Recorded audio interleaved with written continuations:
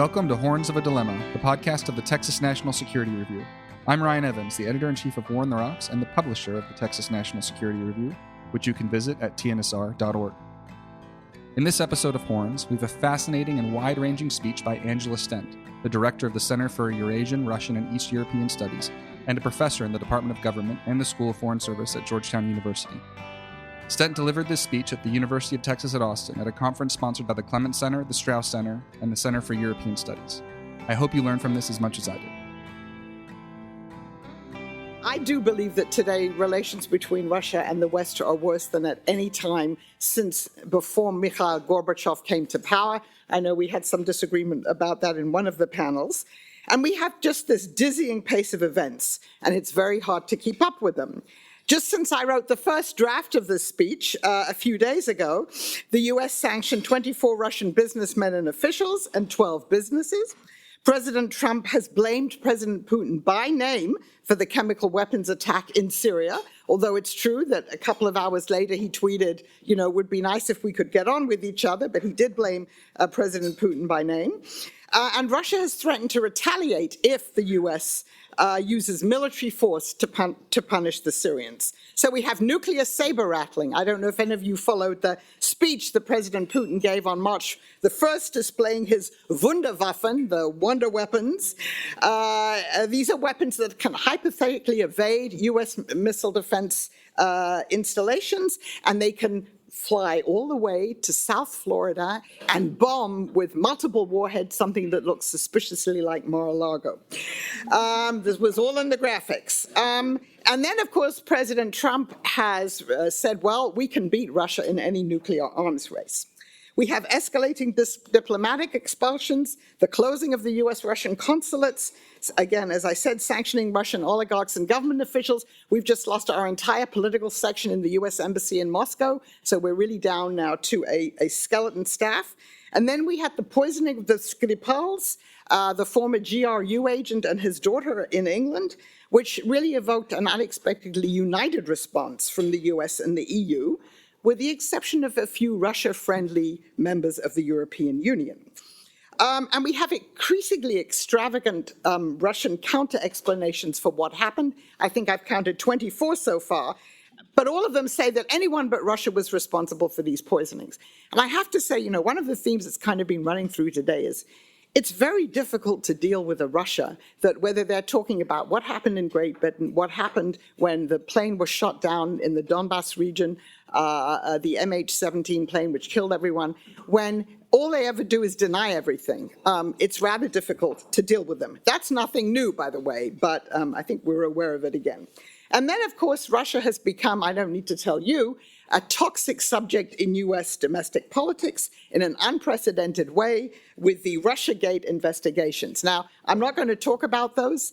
I have a hard time even just separating them all. And, you'd have to live in a hole if you didn't know that all this was going on. I do believe that the Russiagate investigations have a lot to do with our own domestic political polarization. They're about the relationship between the president and the Congress, the Democrats and the Republicans. They are also about Russia, but I think it's a reflection of our deep divisions in this society. And so Russia is on the front page of the media every day in a way that maybe it didn't want to be, although you've heard Putin complain before that we haven't taken Russia seriously enough. But this is not, I'm sure, exactly how they wanted it to be taken seriously. So is there a grand strategy behind this? We've heard a lot about grand strategy already. To me, the strategy, I'm not sure it's grand at the moment, is to disrupt and prevaricate. And we've seen that a lot in the last year or two.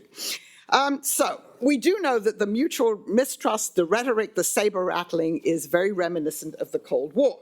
So I will say a few more words about whether this is Cold War 2.0. Again, you've heard this for the past couple of hours.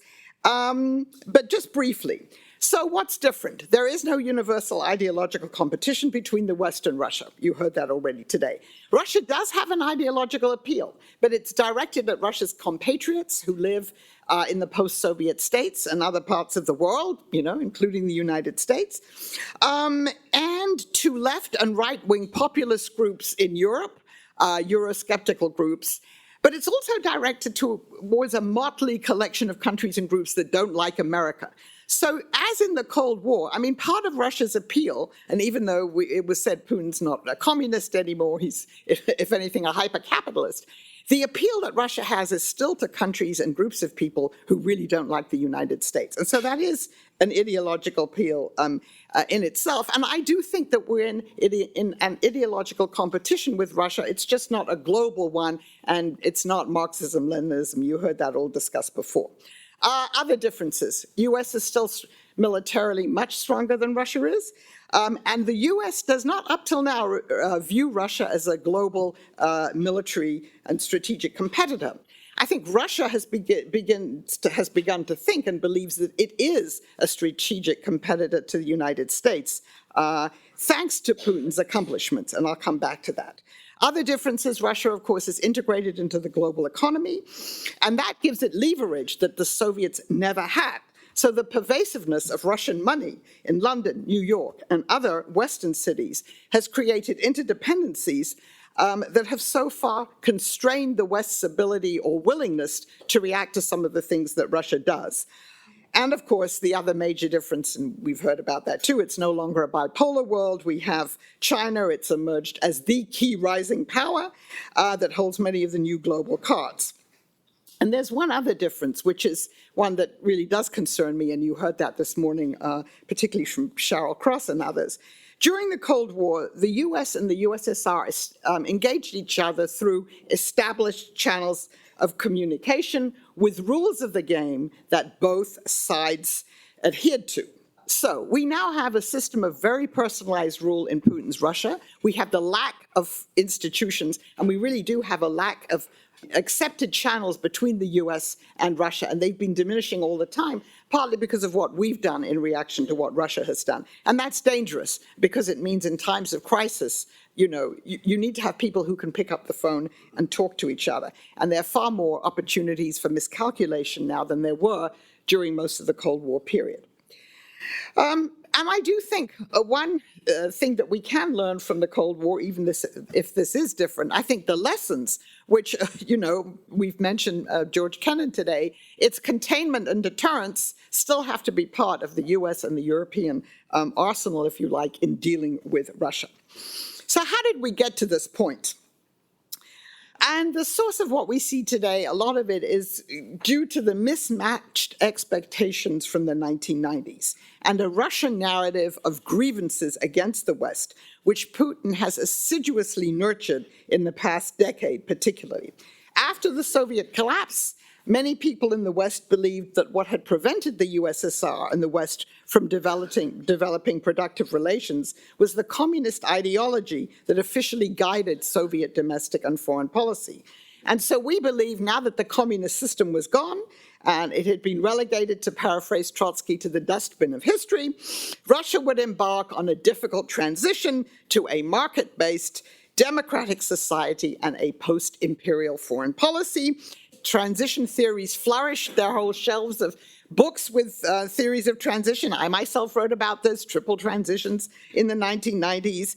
And then, of course, Western economic and political advisors enthusiastically flocked to Russia to embark on democracy promotion programs, to advise Russians on how to implement economic shock therapy.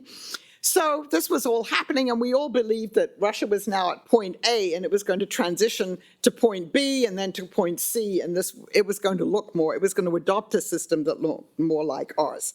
Many people believed that. So without revisiting a discussion of the mistakes that both the West and Russia made in the 1990s, suffice it to say that by the time Putin took over in 2000, many Russians believed that these programs led to chaos, the impoverishment of many, the enrichment of few, and the subordination of Russia to alien Western norms. As Putin consolidated his role, it became clear that the main reason for the Russians' rejection of Western-style economic and political programs was because they are Russians, not because they were communists, and because centuries of autocratic rule without the rule of law and the emphasis on the collective as opposed to the individual, those have created a political culture which is just ill-suited to Western institutions.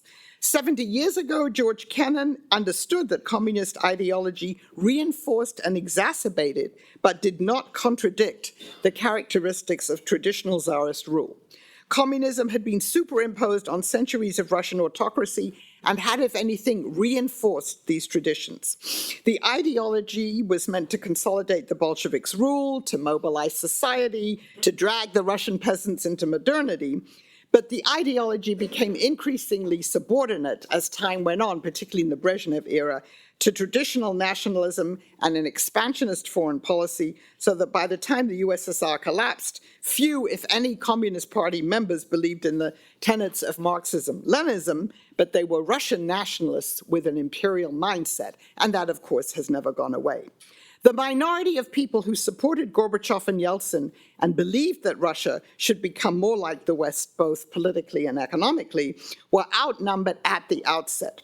Putin represents traditional, collectivist, authoritarian Russian political culture and appeals to a sense of Russian exceptionalism that defines itself in opposition to the West.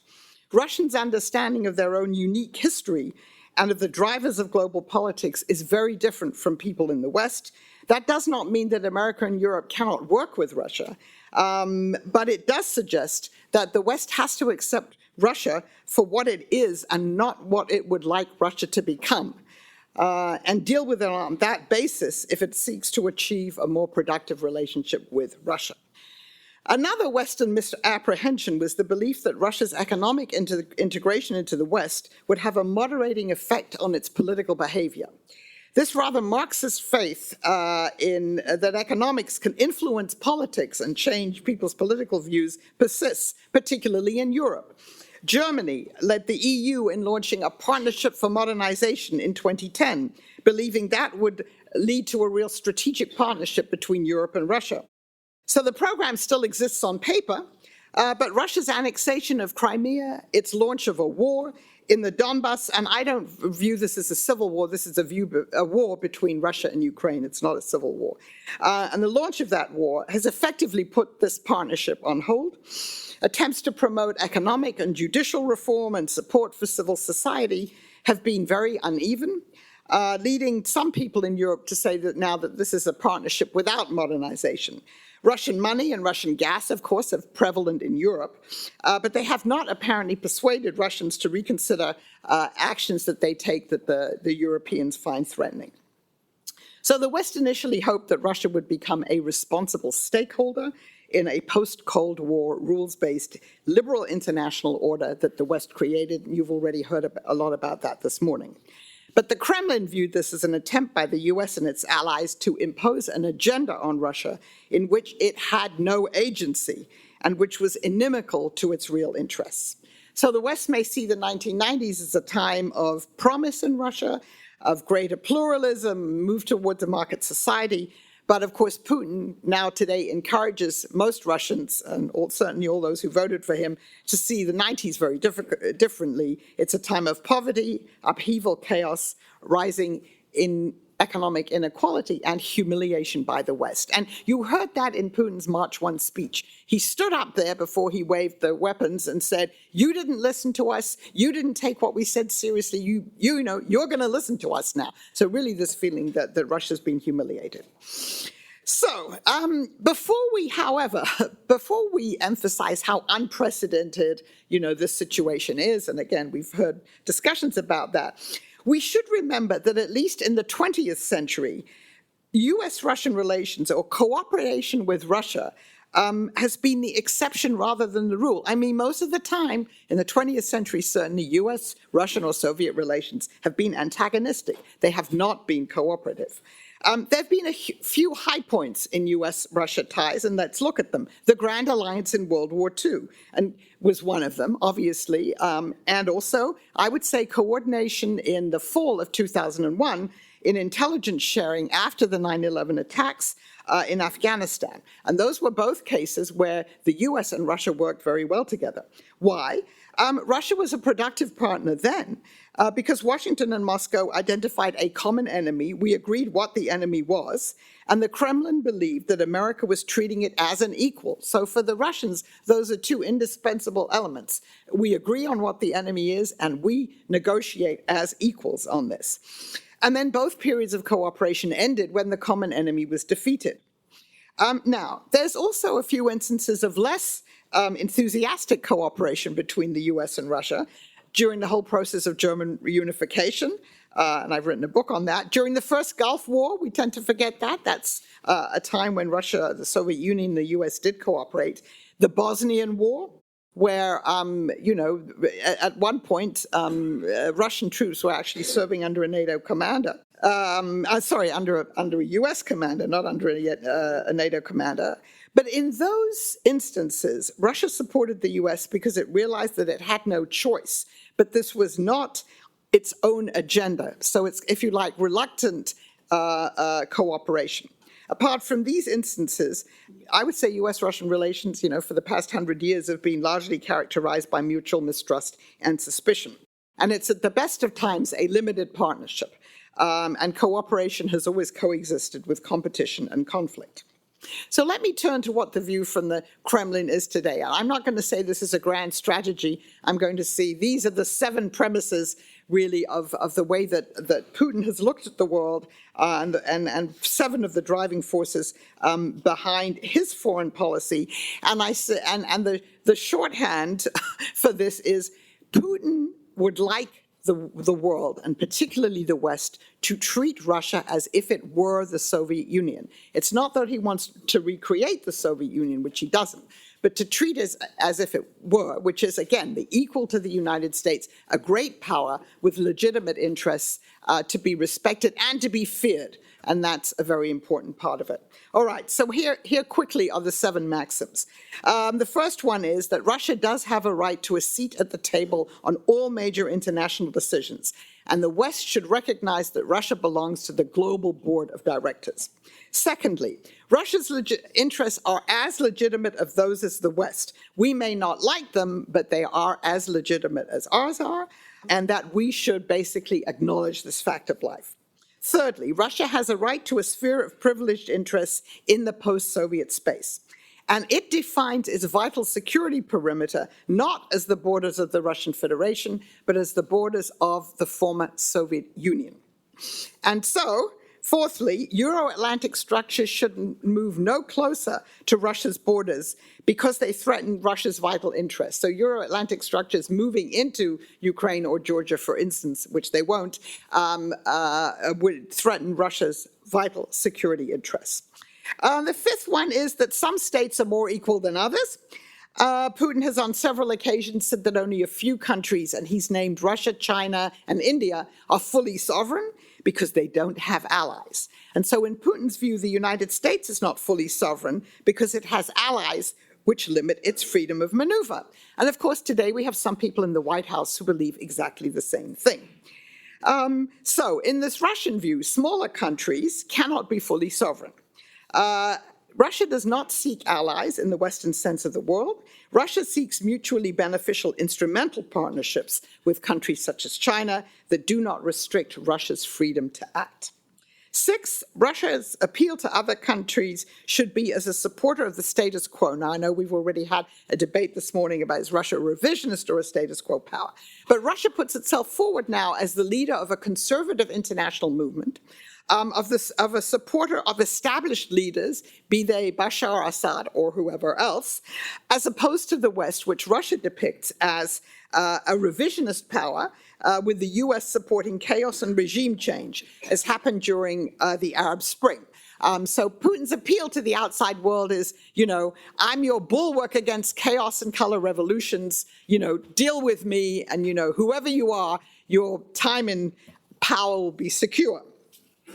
And finally, and again, we've heard some of this, Russia, like China, is pushing to jettison the Cold War international order, driven by the US and Europe, in favor of a post-West order. And so for Russia, Again, this post-West order would resemble the Concert of Europe, 19th century Concert of Europe. It would partly be a tripolar Yalta with China, Russia, and the United States dividing the world into different spheres of influence. So, viewed from the Kremlin, I would argue that Putin believe that he's been quite successful, and I think I would acknowledge that too, in achieving some of these goals. After Ukraine, the West sought to isolate Russia, but it's impossible to do so. Russia has a deepening partnership with China, and I'm going to say a little bit more about that. It also has these various multilateral fora in which the US is not a participant. And that's the BRICS, the Shanghai Cooperation. So even in those multilateral fora, Russia works with China, India, Pakistan, South Africa, Brazil, Turkey, and Iran, just to name a few countries. And there are more.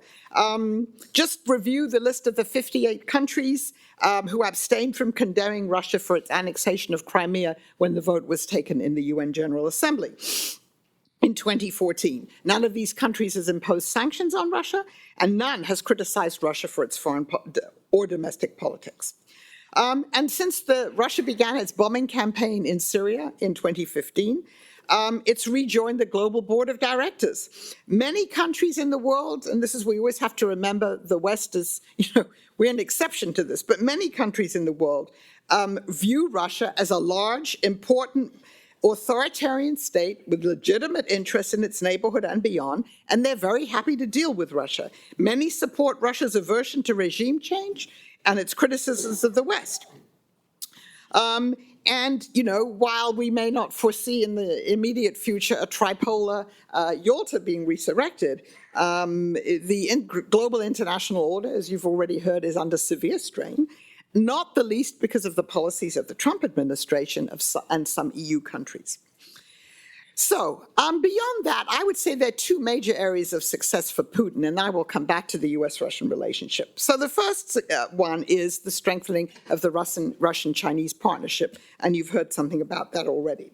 Just last week, the Chinese defense minister, who spoke at a conference that I know Michael and Sam were at, in Moscow, the Chinese defense minister said that China would support Russia against aggressive United States action. So that's the most explicit time that the Chinese have actually said that. So during the 2016 US presidential campaign, candidate Donald Trump suggested that it was important for the United States to improve relations with Russia because closer US-Russian ties might induce Moscow to join Washington in pressuring Beijing to change its policies.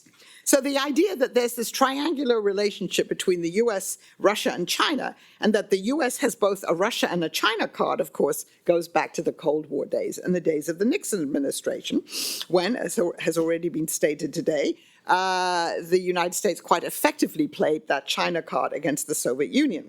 But of course, the days of the Sino-Soviet split are long gone. It's a completely different world. And today, the US faces a completely different situation. A senior Chinese official, I think, has put it very well. Relations among China, Russia, and the United States currently resemble a scalene triangle, where the greatest distance between the 3 points lies between Moscow and Washington. So if anyone has a card to play, it's definitely China. Russia and China have over the past decade developed an increasingly robust and a pragmatic partnership.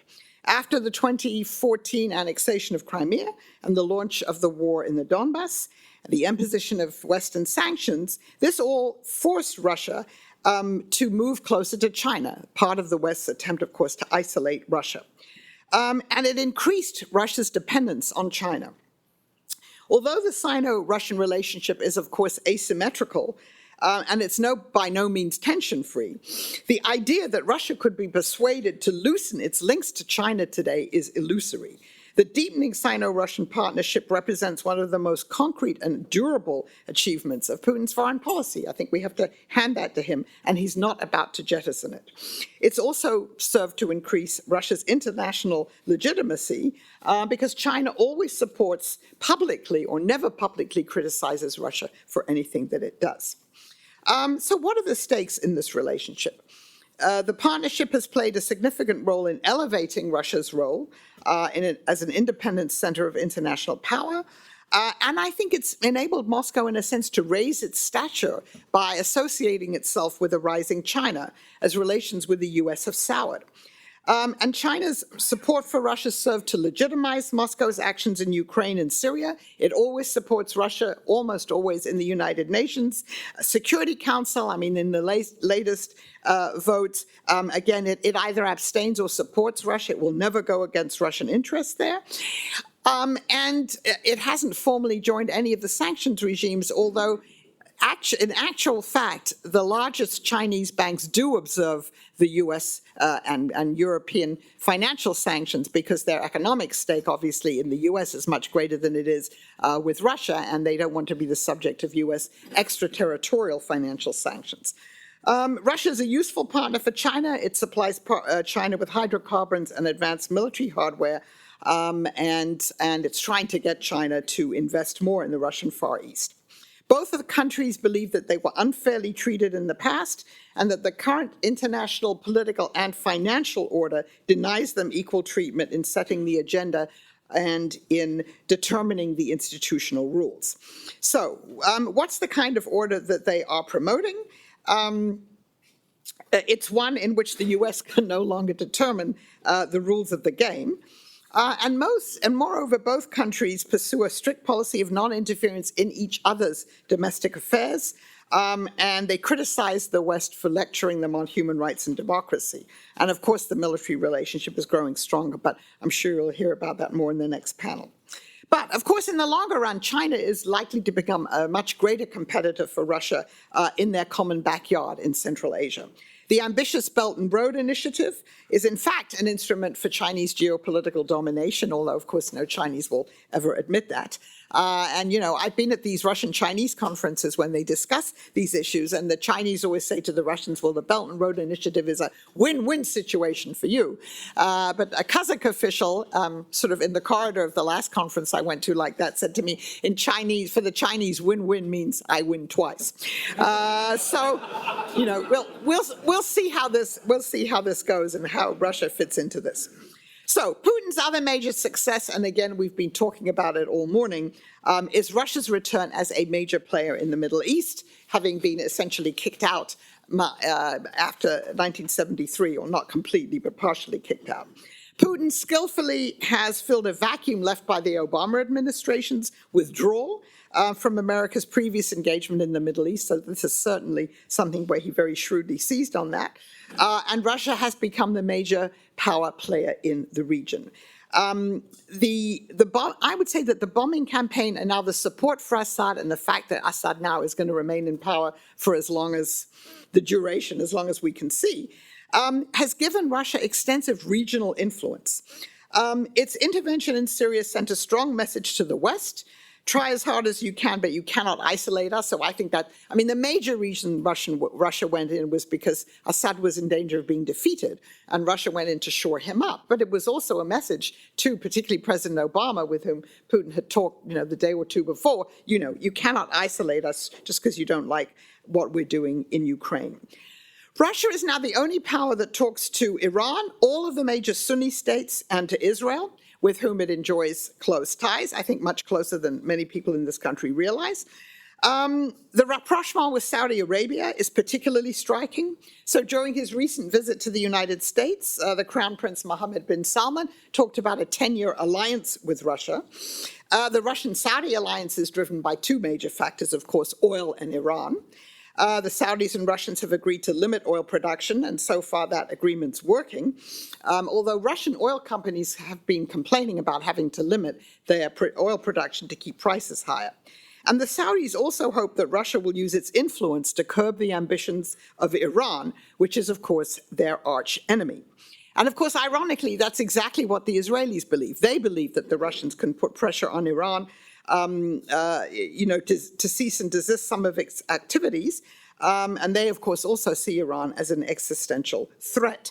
So I personally doubt, and maybe we can discuss this, whether Russia has this much influence over Iran. And it's going to be very interesting as we see what's unfolding now in Syria, or the response to the chemical weapons attack. The Russian-Iranian are part of this. But the striking thing is that so many countries in the region believe that Russia is an, if not honest broker, or at least a broker. It approaches the Middle East in a non-ideological fashion, very different from during the Cold War years. It talks to all the countries and all groups. It talks to Hamas, Hezbollah, and the Kurds as well. And they all turn to Russia to hope that it can use its influence with their potential antagonist. So it will obviously be very difficult to end the Syrian conflict. The Russians are already trying to figure out how they're going to pay for Syria's reconstruction, and of course that would be also with input from the West. And of course, has already been noted, if the U.S. really does withdraw from Syria, which it doesn't look like it will now, this would only influence Russia's and Iran's influence in the region. But Russia is definitely in the Middle East to stay.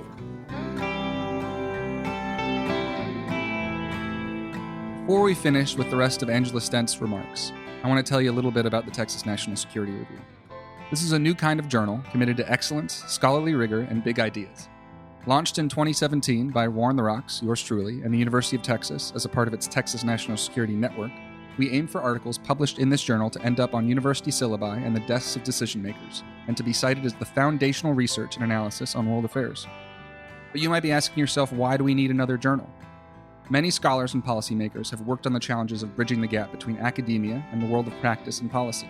These conferences, fellowship programs, workshops, articles, and books have been important in solving this problem set, and many of you listening to this podcast have participated in these things. We are still limited, however, by the traditional shape and form of the pillars of the academic profession. One of these is the scholarly journal. Lengthy review periods, jargon-laden prose, particularism, stodgy and large publishing houses, and the gates that limit dissemination are well-known problems. On top of these, a lack of true interdisciplinary writing and review continue to limit the ability of most journals to serve as vehicles for policy engagement while continuing to facilitate scholarly communication and advancement. This is why War on the Rocks partnered with the Texas National Security Network, a flagship effort by Chancellor William McRaven of the University of Texas System. We are going to solve these problems. The Texas National Security Review sits at the heart of this new partnership. It features scholarly articles as well as essays by policymakers and practitioners. Its academic articles are peer-reviewed, double-blind, of course, rigorous, and demonstrate academic excellence, interdisciplinary, and, importantly and crucially, they are accessible and useful for decision-makers and practitioners. By focusing on the production and publication of top-tier scholarly work that serves both the academic and real-world audiences and goals, we are creating something that we know is difficult, but we believe is well worth pursuing. The print edition comes out quarterly and is made available online for free for everyone. The online edition also features roundtable-style debates, discussions, and book reviews. Even though we're changing the way things are done, TNSR still maintains the best practices of scholarly journals, namely the double-blind peer review process, enabled by a strong editorial board and stable of reviewers. But we are otherwise remaking how these publications are produced and disseminated. Even though we're going to be rigorous, exclusive, and methodologically pluralistic, we are going to demand jargon-free prose and scholarly work that addresses current policy problems. The result will be articles that are reviewed and edited quickly, and upon publication, will experience meaningful exposure and access to decision makers outside the ivory tower. And now back to Angela Stent. So, those are the global realities. Now let me just turn to the U.S.-Russian relationship. What should the United States do about this? So, one lesson I think that people in Washington have learned is no more resets. I wrote a whole book about that came out a couple of years ago. 4 previous American administrations trying their own resets with a post-communist Russia, all of them ending in disappointment, and the Russians will tell you the same thing. Yeltsin, obviously, Putin in the beginning of Putin, he was also reaching out to the US, and of course Medvedev trying their own resets, and all of them saying the same thing, everything, we were disappointed. And each US administration, maybe it's a conceit that every administration has, is that they come in and they think there must really be some better way of interacting with Russia. There must be some golden key that they can discover, and then things will be better. And each time they realize that's actually not true. There's tremendous continuity in US-Russian relations, particularly over the past 26 years. Won't talk about the Cold War period, because the issues don't change. And nobody ever does find a better way of dealing with Russia, a more productive one, because we and the Russians have fundamentally different understanding of what a productive relationship would look like. And I've just been talking about that, and you've heard about some of that today. So any resumption of a less conflictual relationship, it has to be based on a realistic understanding of what Russia is today. Bill Clinton had this great adage. She said that Russians are lousy joiners.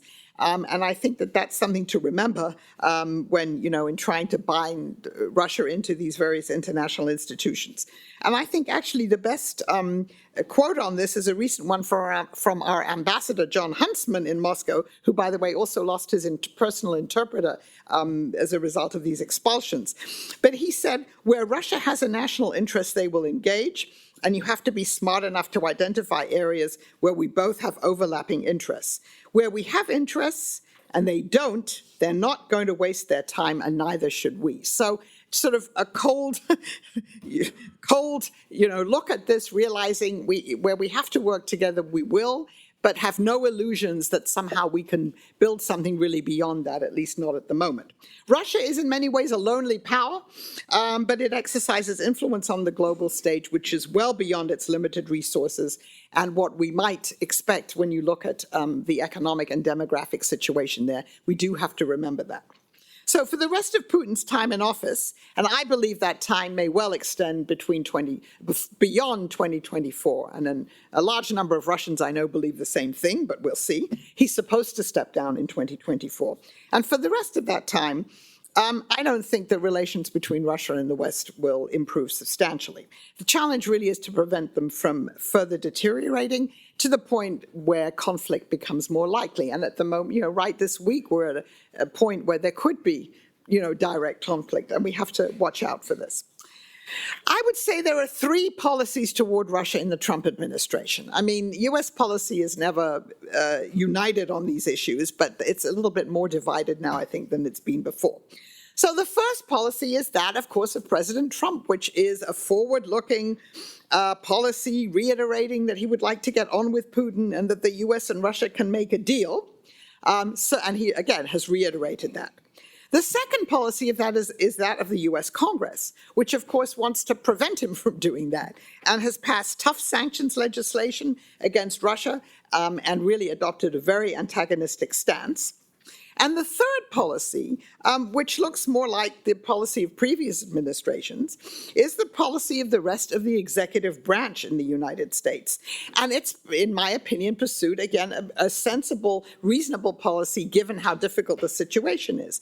When I read what former Secretary Tillerson said the policy should be, and then I was listening to a top Obama advisor the other day say what their policy was, it was exactly the same. It's three-pronged. First of all, you push back against Russia where it takes actions that are inimical to our interests. B, you work with Russia where you have common interests. And C, you try to create a framework for strategic stability so that you can avoid greater conflict. Again, very sensible, and it's not different from other U.S. policies. But it's been challenging even to do that because of the lack of channels. I was saying we have so few channels now, partly because the Obama administration dismantled some of them after what happened in Ukraine. So what channels are there? Between the military top brass, the chairman of the Joint Chiefs of Staff here and in Russia, and some people a little bit below that, and I'm sure you'll hear more about that in the next panel. Between the intelligence chiefs, don't forget that soon-to-be Secretary of State, Michael Pompeo, who I guess is having his hearings today, as director of the CIA, you've read about that in the media. He's had meetings, he's in regular contact with his Russian counterparts. The foreign ministers, I guess Secretary Tillerson and Mr. Lavrov met on various occasions, and then the people just below them in the State Department too, trying to have these strategic stability talks. So there are channels, but they're few and far between. And of course, we have new people coming in the U.S. We obviously have a new national security advisor, and we will have a new Secretary of State. So we'll see how that works. So what are the most important areas where we do have to engage? And I think it's worthwhile just remembering them, because when you look at the areas where we're engaging, you realize there's probably more going on than may meet the eye. So Syria. We've already heard about the necessity of deconflicting air operations. which is very important. And you also, I think, heard an allusion to what happened, I think it's maybe 6 weeks ago now, when American troops directly got into a fight with Russian mercenaries. Up to 200 Russians were killed. What's interesting about this is that our Defense Department and the Russian side they didn't say very much about it. There was very little public comment. They wanted to play it down because they didn't want to escalate it. It just reminds you how dangerous this situation potentially is when you have both sides operating in the areas.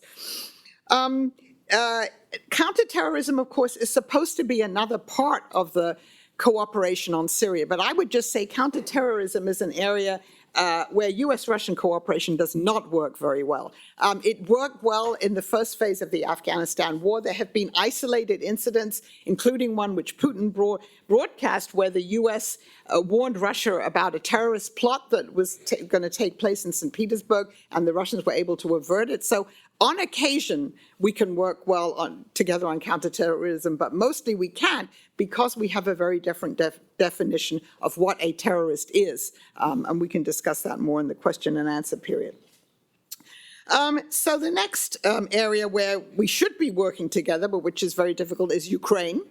The conflict in the Donbas region is frozen, more or less, but people are still dying every day. There's still casualties. The Minsk agreement from February 2015 is not being implemented because the Russian and Ukrainian sides have very different interpretations of what it involves. Again, that's something we can talk about more, and the sequencing of its implementation. We have our own ambassador, Kurt Volker. He has met regularly with his Ukrainian, Russian, German, and French counterparts. But if you talk to him, and he's on the record as saying this, he's rather skeptical about how this will move forward. There was some talk of deploying UN peacekeeping troops in the Donbas region, but so far nothing has happened. And then you have to work out the balance. Where do peacekeepers go if you don't actually have a peace yet? And there are ways of doing this, but it's very complicated, and we disagree about where these troops would be deployed. So the Minsk framework remains the only sole negotiating framework for trying to resolve this crisis, but it requires new momentum from all sides if anything is going to happen. Arms control, and I raise this because it's, you heard about it a little bit this morning too. This is an issue which demands attention, but it's unclear at the moment how much interest either the United States or Russia has in pursuing this agenda. So the US and Russia, as the world's two nuclear superpowers, they have a unique responsibility in this area. And it's not only the arms control itself, it's the non-proliferation regime to which they are both at least officially committed, which is tied into the issues of arms control too. The New START agreement on strategic nuclear weapons expires in 2021. We should be beginning talks about a follow-on to it.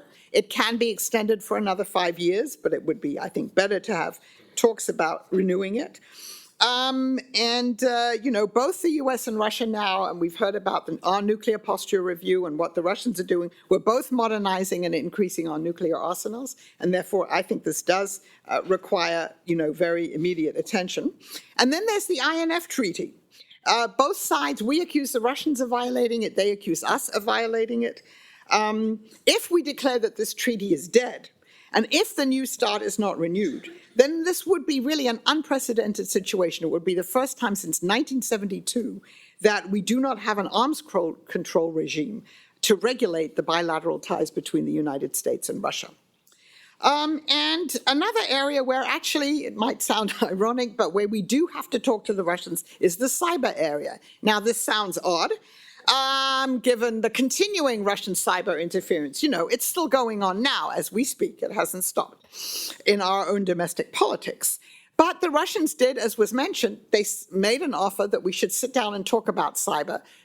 It was rejected so far, but probably at some point we do need to do it. Are there rules of the road? The US and China have a commercial cyber agreement, and when I talk to people who are involved in this, they say it works reasonably well. So it is possible, even with a country, and China, of course, is the other great cyber threat globally from the US point of view.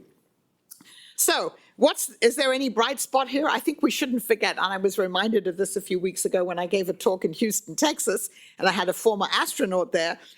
Russian space vehicles, right? They transport our astronauts to the International Space Station. We wouldn't have a space program if we weren't working with Russia. And this is an area where apparently the Russian and American astronauts and all the associated personnel still work very well together. There are small pockets of cooperation in this generally conflictual relationship. So now I just want to come back to the question that was also raised a little bit, which is the European security issue. The ongoing Ukraine crisis has highlighted an enduring problem in Russia's relations with the West. And that, of course, is the disagreement on the shape of Euro-Atlantic security architecture and Russia's insistence that the West renegotiate the terms at the end of the Cold War. This is partly what Putin is about now. It's renegotiating those terms and of European security. And, whatever you say, and we can get into arguments about this, objectively, what you can say about the 1990s is that the US and its European allies were unable to create a European security architecture in which the Russians had a stake. Maybe it was impossible to do that, and we don't need to revisit that argument now, but that is the outcome of what happened in the 1990s. So we have rejected Russia's proposals, including the ones for a new European security treaty, because if you read them carefully, they would render NATO obsolete.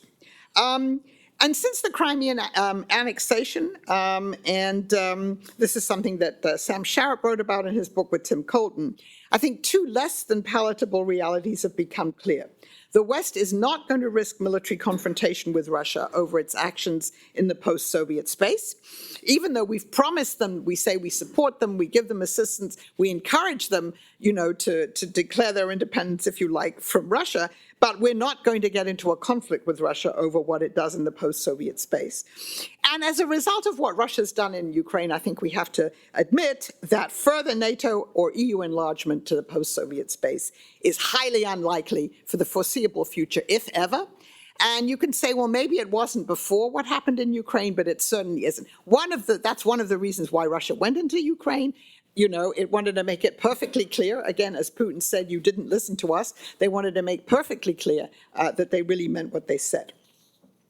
And so that's what we have to live with. And I think it's premature now to try and embark on any discussion with Russia on a future Euro-Atlantic security architecture.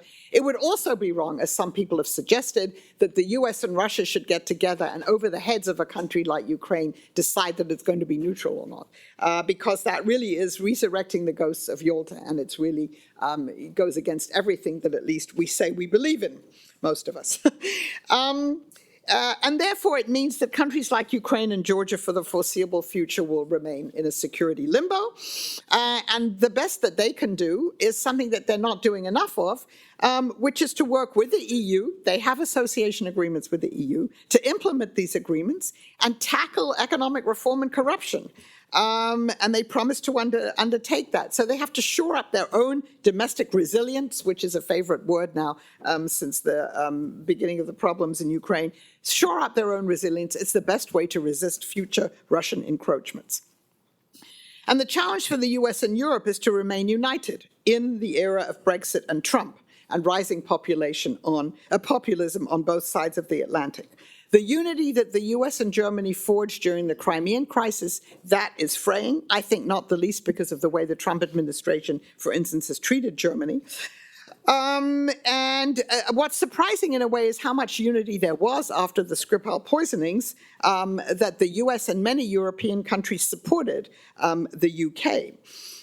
But the US and Europe have to prioritize maintaining a strong, effective alliance in the face of Russian attempts to divide NATO and Russian attempts to prevent coordinated responses to hostile Russian actions. We need to devise more effective strategies to push back against Russian actions that seek to destabilize Western democracies. It's very easy to say that. It's very difficult to actually find effective strategies to do that. Sanctions and diplomatic expulsions have so far failed to moderate Russian actions or to cause the Kremlin to reconsider its actions.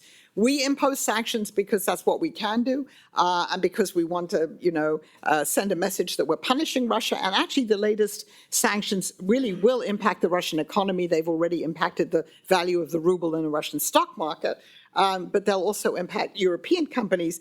But none of these things have changed what Russia's doing. So should the West give up on its attempts to persuade Russia to sign on to a post-Cold War liberal international order that's already under severe strain and in which Russia has no stake? And I think we know the answer to that, and I think we can't do that. That's not possible. Russia insists that this American-dominated order is finished, and that Moscow and Beijing, of course, will produce a more equitable post-West order. But this order would be one, of course, in which great power spheres of influence will prevail. And it's a strange world in which you have 19th century concert of powers, and then you have the cyber world and the weaponizing of information. And it's very hard to see how, at this point, you can create a new world order on whose rules both the United States and Russia and China would agree. That, I think, would be very difficult. So in the absence of such agreement, Russia will continue to nurse its own long and growing longer list of grievances against the West. The West has, for the rest of Putin's tenure, again, this is reiterated a lot, but I'll reiterate it again, it's strategic patience, trying to contain Russia's ability to disrupt the transatlantic ties as it strengthens its defenses against Russian incursions.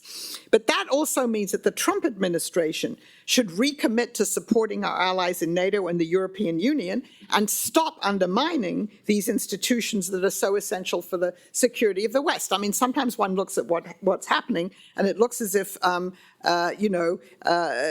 Trump is now accomplishing something that Russia and the Soviet Union were never able to do, which is really to divide the Western alliance and to weaken it.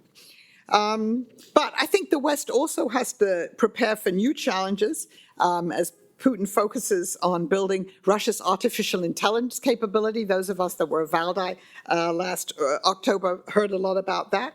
But we should also be able and willing to engage with Russia should the Kremlin step back from its current confrontational policies and moderate its anti-Western stance. There should always be off-ramps available. And the West, we have to take the long view and not expect anything significant to change in the short term. But we have to remember that dealing with Putin's Russia in the president's fourth term could also involve surprises. Dealing with Russia often involves surprises. The Russian leader has been known to change course unexpectedly and take actions that few anticipated, I think often because we don't take some of what Putin says seriously. He often telegraphs what he's going to do, and then in the end, he does it. And so my message to this audience is you should take seriously what he says, because he really does mean most of it. Russia, as we know, those of us that have studied it for longer or shorter periods, is stable and predictable until it isn't. And the West may confront unexpected challenges and possible opportunities during the rest of Putin's tenure in office, however long that is. But right now, you see Russia, this is a world where Russia has returned to the global arena on all cylinders in pursuit of influence and acceptance. The grand strategy, if again that's the word, term for policies that involve a rapid and shrewd response to opportunities created by the West. So a lot of this is Putin, again, shrewdly taking advantage of Western disarray or Western inaction. So this strategy has enabled Russia to return to the world stage in unanticipated ways, and it will continue to challenge the transatlantic alliance. And I think I'm going to end with a quote from Vladislav Surkov, who is Putin's, or was, I guess still is, his great cardinal, the inventor of the term sovereign democracy, who wrote a rather curious article that came out a couple of days ago in Russia in Global Affairs, and where he said, once again, Russia has realized that yet another attempt to join the West has failed because we've been rebuffed. And so he describes Russia in this article as a kind of a mixed breed culture that incorporates elements of both East and West. He says, like someone born of a mixed marriage, which he also is. And then he says of such a person, Russia, he is everyone's relative, but nobody's family, treated by foreigners like one of their own, an outcast among his own people. He understands everyone and is understood by no one. A half-blood, a half-breed, a strange one. And he says in this article that Russia faces now 100 years of solitude, quoting the famous Nobel Prize winner. He said, it's now up to the Russian people to decide whether Russia becomes a loner in a backwater or an alpha nation that has surged into a big lead over other nations. And he finally says it's going to be tough, but Russia faces a long journey through the thorns to the stars. So I think we'll have to wait and see what those stars will look like. Thank you.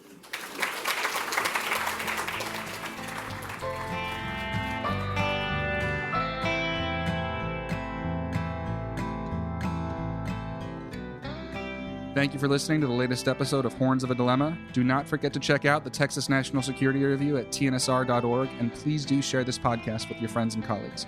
Oh, and also rate us on iTunes. It makes a difference. 5 stars, of course.